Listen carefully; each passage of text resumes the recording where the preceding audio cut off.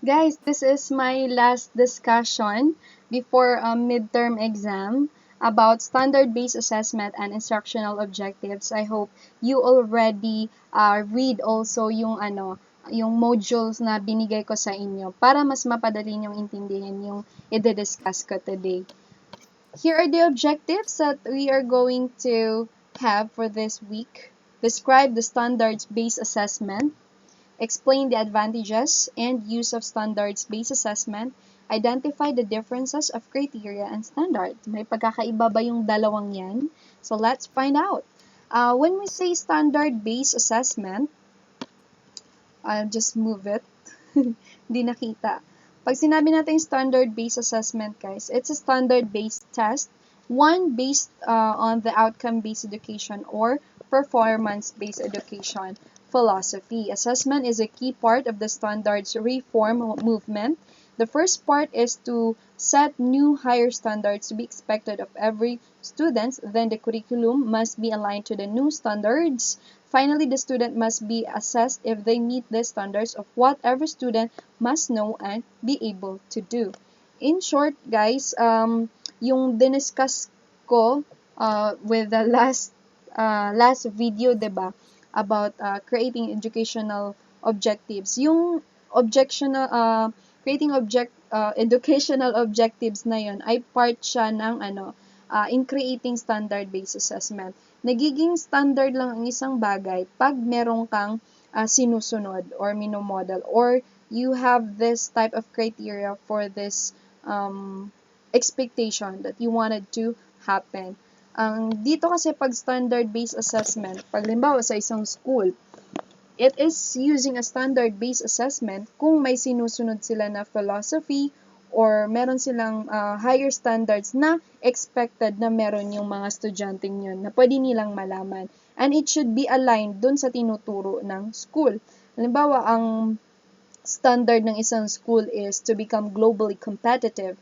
So, it should be shown dun sa instruction nila or dun sa mga lesson plans na ginagawa ng teachers na pinapagawa din nila or they're giving activities sa mga students to become globally competitive like researching or studying din ng mga global na economics or alam mo yung mga information na hindi lang dito sa bansa natin but also in the other countries. Yun yung standard-based assessment. And it's actually a good thing talaga na standard-based yung assessment din kasi may sinusunod ka at alam mong may patutunguhan talaga yung tinuturo or yung pinapagawa mo sa mga estudyante. Kasi kaya nga standard, 'di ba? There's something expected from you or there's an outcome na pwedeng mangyari sa tinuturo mo sa mga estudyante. And standard-based assessment kasi, para saan ba to? At ano ba talaga ang kagandahan ng isang standard-based assessment? First talaga is it supports student as independent learners. Ibig sabihin nun, sa mga curriculum, it should be learner-centered. Nagiging learner-centered siya if the students are independent on the learning. Hindi yan na teacher yung dispenser of knowledge or lahat na lang nanggagaling sa teacher. Kaya 'di ba lalo na sa K-12, it's a standard-based assessment and most of the time na ginagamit kasi ang ginagawa it's this discovery approach or teachers are just facilitators ng bata. Hindi sila yung main source ng knowledge because students nowadays are very intelligent enough kasi technology and Google, they could just search anything they want. Hindi natin alam na minsan mas magagaling pa talaga yung mga estudyante kaysa sa teachers. But teachers should be then sa mga situation na yan kasi lahat naman 'di ba hindi mas magaling talagang Google tapos konting search lang alam na ng bata yung sagot. And then implement defensible, consistent and transparent assessment judgments. Ayun. It will make the consistent. Pag consistent kasi mas maganda, 'di ba? Mahirap yung temporary or minsan, 'di ba, kahit sa relasyon. Mahirap talaga pag hindi consistent ang isang tao. Kasi paano mo malalaman talaga, 'di ba, kung valid ba or totoong nagmamahal yung isang tao sa'yo kung hindi naman consistent. Parang ganun lang din sa education, guys, or pag magbibigay tayo ng assessment. It should be something na consistent. Kasi ibig sabihin pag consistent, may future. Di tulad ng crush niya, wala kang future kasi hindi siya consistent, diba? Kaya yung mga yung mga ghosting na yan, wala yan. Kaya pag dito sa lesson natin, pag nagpo-provide tayo ng assessment sa bata, dapat may consistency. Kasi may patutunguhan talaga and it means na standardized yung pinapagawa niya sa kanila. Alam mo yun, merong dating sa kanila. And transparent yung assessment judgment mo. Hindi yung tipong papagawa ka lang, tapos hula-hula lang kung anong grade. Kasi hindi mo alam kung saan ka focus talaga or ano yung pinaka gusto mong mangyari or expected outcome sa mga estudyante mo. Kaya, it's good na we have our standard-based or meron tayong mga educational objectives. And then, lastly, it's adopt fair, yung valid and reliable measurements of a student performance of the intended learning outcomes. Valid, meaning you are expecting things na dapat alam talaga ng bata. And reliable, yung consistency ng measurement. Tapos, place greater emphasis on providing useful feedback. Ayun. Useful feedback, guys, ha? Pag nagbibigay tayo ng feedback sa mga estudyante, hindi tayo nagbibigay ng feedback na ipapahiya yung bata or, alam mo yun, pababain mo yung confidence ng bata. It should be something useful. Although negative man, but useful dapat. And there should always be an recommendation sa bata. Ano ba talagang dapat gawin? Hindi yung ang pangit ng sulat mo or whatsoever, di ba? Useful ba yun? Magiging useful lang talaga isang bagay or yung sasabihin mo sa estudyante mo if you're providing din ng pwede nilang gawin. Like, you can practice more on your handwriting by practicing ganyan-ganyan. Alam mo yun? Yun yung useful na feedback na pwede mong ibigay sa bata. And then, demonstrate the achievement by student of consistent academic standards. Ito yung patulit na sinasabi ko kanina pa na pag-standard talaga, consistent dapat yung standard.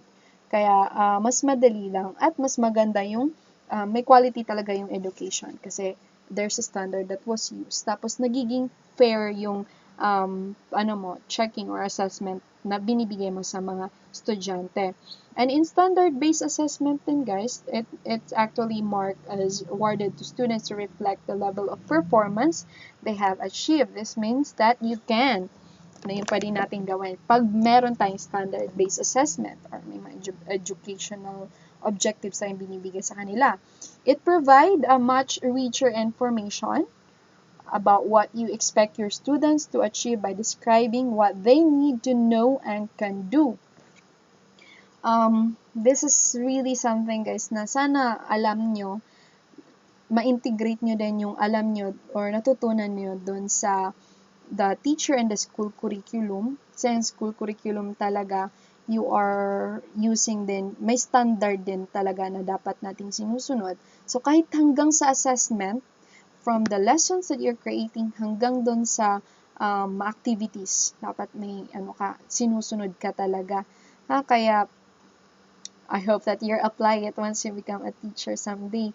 Tapos, you can also provide much richer information, what you expect your students. Tapos, provide more explicit guidance to students. Guided talaga yung bata. Kasi, di ba, yung bawa dun sa Bloom's taxonomy, hindi lang sa lower level yung skills, yung dinidevelop mo sa kanila. Pero, paunti-unti siyang nagde-develop or lumalalim yung knowledge or affective skills or psychomotor skills na pinapagawa mo sa mga bata. Kaya ito yung pag sinasabing, ay may standard yung taong yan, ibig sabihin, meron talagang expected. Kaya, minsan maganda ding sabihin na may standard ka, diba? Kaysa yung, wala kang taste. Kaya, dito din, ang kagandahan talaga, pag may standard-based assessment, yung ginagamit natin na mga assessment sa bata.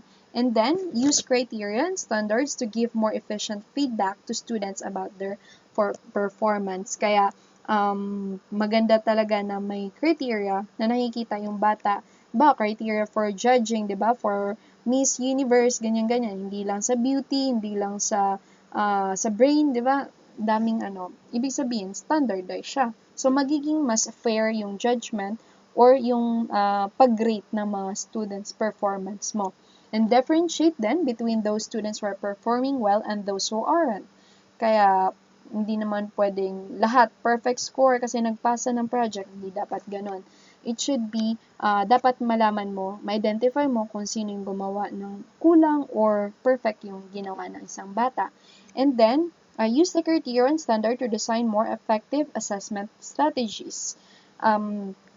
This is maganda din talaga kasi kung alam mo kung yung focus na yun na objectives mo, 'di ba? Yung standard mo, at least alam mo ano kayong best na kung halimbawa tuturuan ko yung mga bata ng final or outcome based ko is yung mga bata ay makapag-memorize at makapag-perform ng speech sa harap ng klase. Now, dahil may standard ka sa ganyan, dapat may effective assessment strategy ka. Ngayon, anong unang gagawin mo para maganda yung result sa mga bata once na magre-recitation na sila, mag-memorize na sila ng speech in front? So, dapat tuturo mo sa kanila, are you going to let them watch some videos ng mga taong nagsispeech? Or are you going to provide muna yung speech na yun, tapos you will read it in the whole class, tapos ikaw mag-guide how are you going to read it, anong mga technique, 'di ba? Yun yung mga strategies. At least alam mo, kasi meron kang standard alam mo yun. Dapat ito, alam na nila to. Dapat in the end of the lesson, dapat namamaster na nila. Confidently, nagsispeech sila sa harap.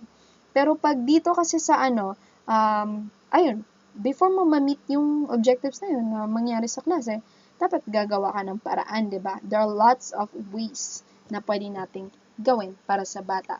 And then, encourage consistency among multiple markers by sharing the same marking criteria and standards. Siyempre, alam mo, hindi ng favoritism, may sinusunod ka na standard. And design both the learning outcomes and the assessment standards for your course to include graduate capabilities. Ito. Kaya 'di ba sa designing the curriculum, sa insert ko na naman yung sa sa subject natin sa curriculum. Merong nag-start talaga na may vision, mission and goal ang isang school.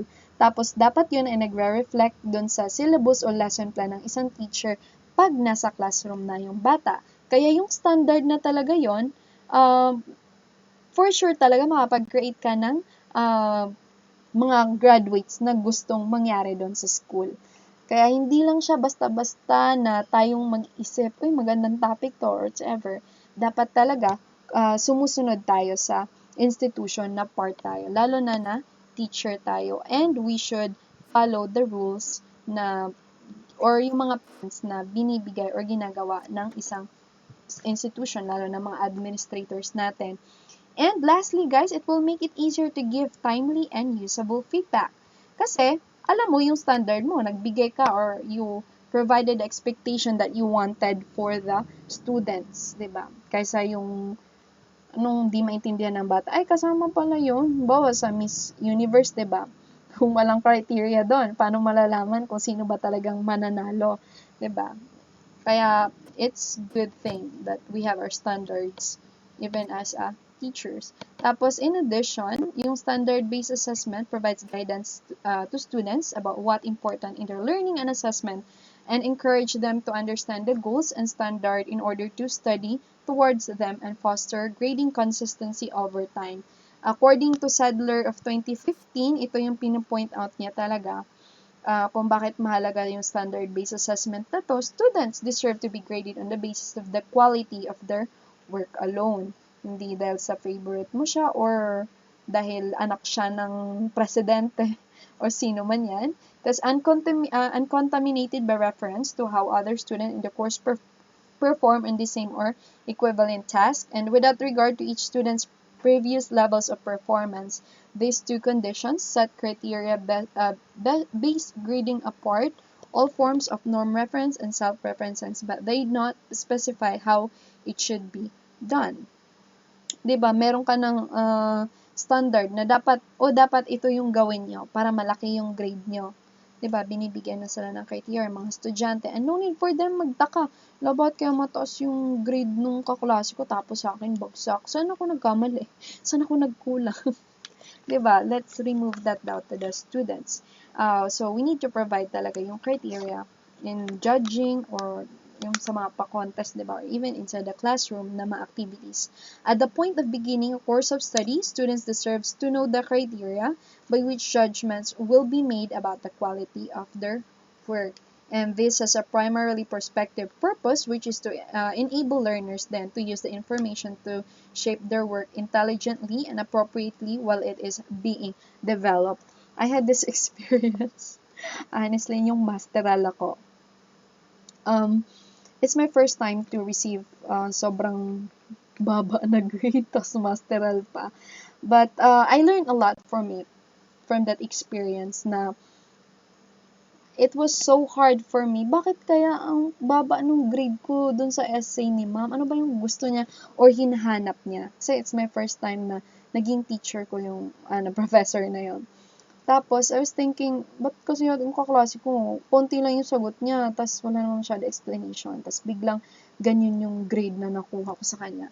Pero, later on, when I ask, yun din maganda, nagtanong ako dun sa kasi yung kaklase ko, naging teacher niya daw, yung prof na yun ng college. Tas, bakit kaya ganun si ma'am magbigay ng grade? Sabi niya, hindi ko malilimutan. Ganun kasi yun si ma'am, kasi gusto niya, magbibigay ka ng sagot mo na wala doon sa tinuturo niya or hindi lang mere memorization. There's something na i-explain mo, you provide situation or example, tapos i-justify mo yung explanation na yun. Yun yung gusto niyang mangyari. Kaya, alam mo yun, being, alam mo, hindi mo alam kung paano ka tinitest or, di ba, paano lalabas yung galing mo? Or paano ka makakakuha ng malaking grade kung hindi mo talaga alam kung anong gusto sagot or expectation na gustong makuha ng teacher na yun, di ba? Kaya, it's something that we all deserve as students or sa magiging estudyante natin. Para alam nila kung magde-develop pa sila, oy, ganun pala, yung grammar ko pala hindi pa masyadong magaling or dapat pa palang i-improve. So, gagalingan ko pa dapat. And here are the challenges naman in terms of standard-based assessment. Ito talaga yung pinaka-challenge once you are part of the education, field of education. Developing assessment criteria and standard is a complex and iterative task. Some of the difficulties for staff are that it takes time to develop criteria and standards for all the assessment tasks. So, yung hirap naman talaga yun. Ang lahat, diba? Lahat na lang, may standard ka.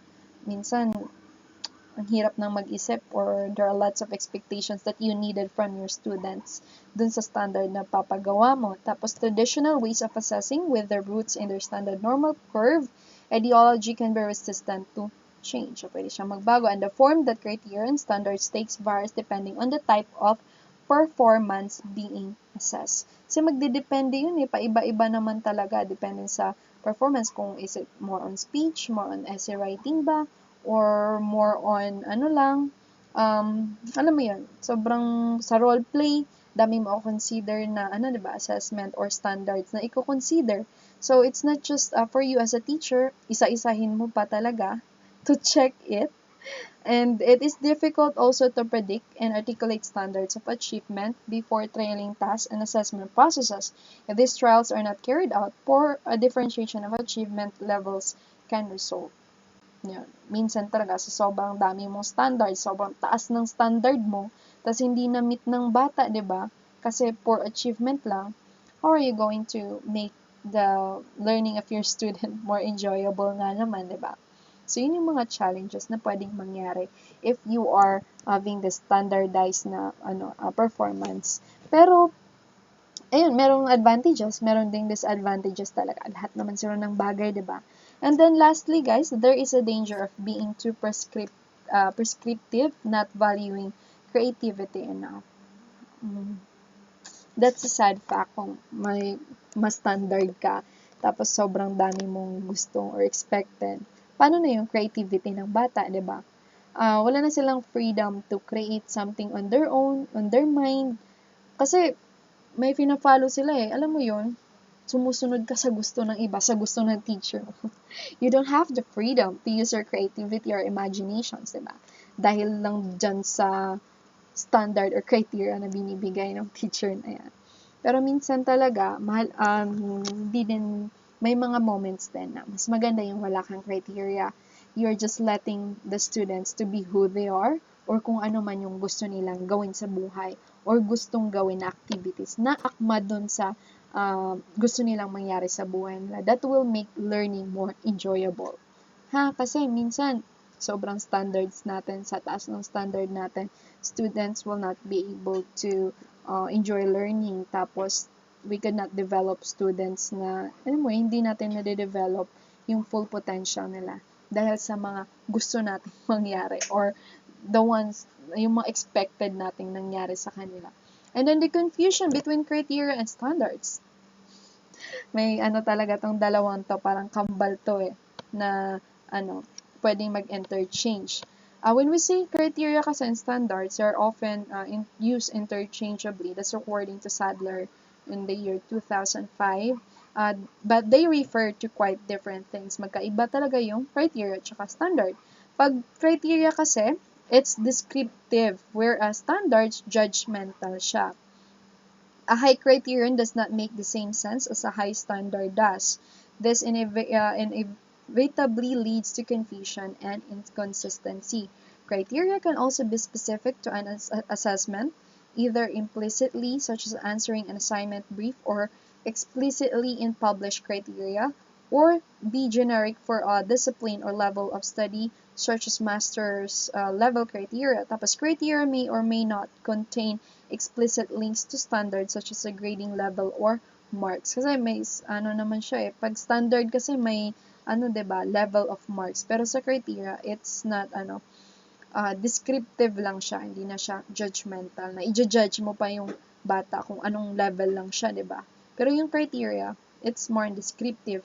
Tapos this confusion between the terms when moderation is used during the marketing process can lead to disagreements between markers and to norm referencing or a highly subjective feeling of the mark. Kasi minsan, pag yung standard mo, sobrang subjective, more on sa feeling mo lang, diba?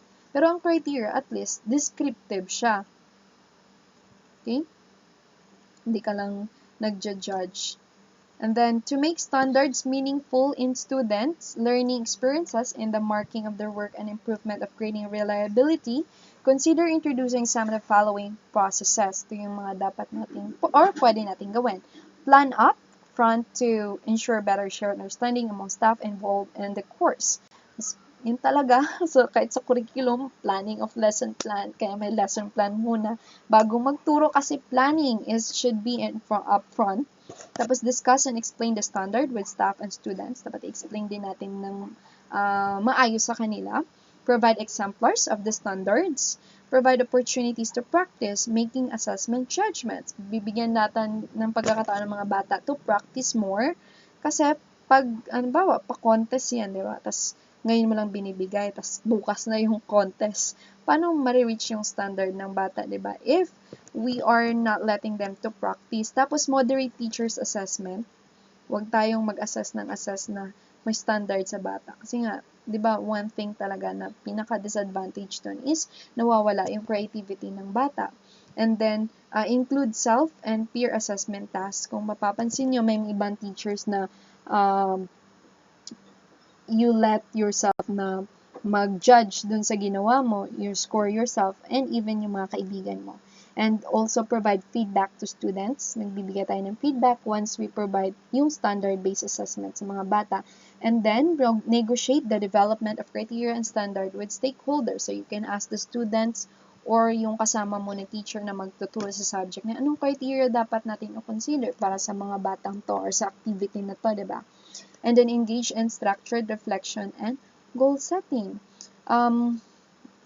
You know what, dito tayo minsan, honestly, even me, dito nagkukulang talaga isang teacher. Minsan, diba, we thought na just because matataas yung scores ng bata, lahat naman nakapasa, okay na sa atin yan.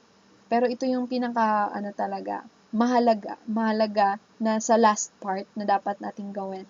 We have to reflect on, kung tama na ba yung ginagawa natin or meron bang kulang. Kasi, it's our way to improve pa talaga. Kasi it doesn't mean that we are perfect or magaling na tayo. There's still always a room for improvement. Kahit yung mga doktor na or, alam mo yun, sobrang sikat na tao, they still have a room for improvement. How much more tayo, diba, na kaka-start pa lang or magsisimula pa lang. We have to always reflect on what we are doing in life, lalo na sa ginagawa natin inside the classroom for our students.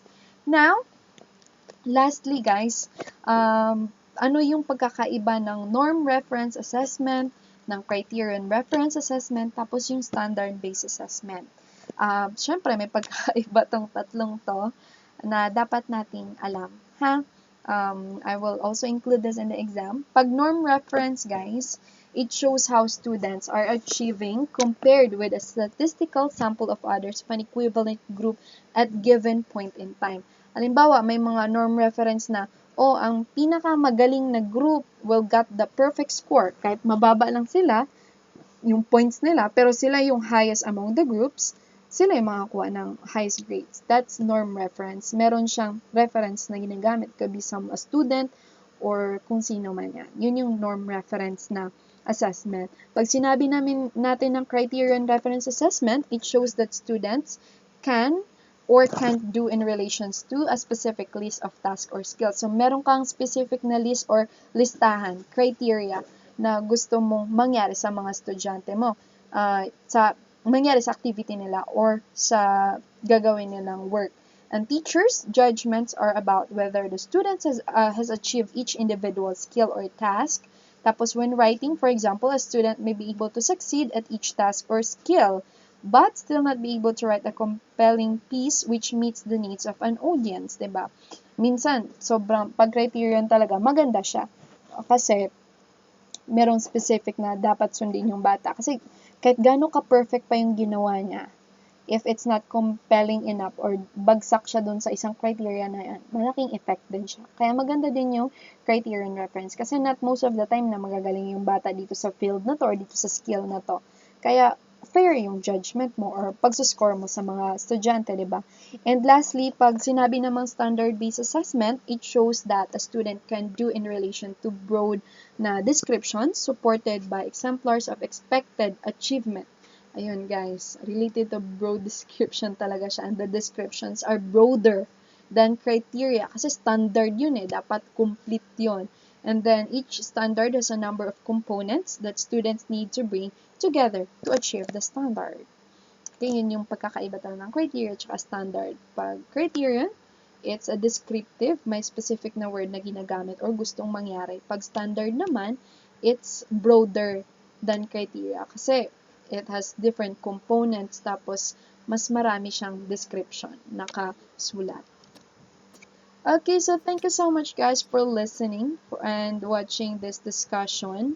If you want to learn more about this topic naman, you can search using these references of mine on saan ako nakakuha ng information sa standard-based definition.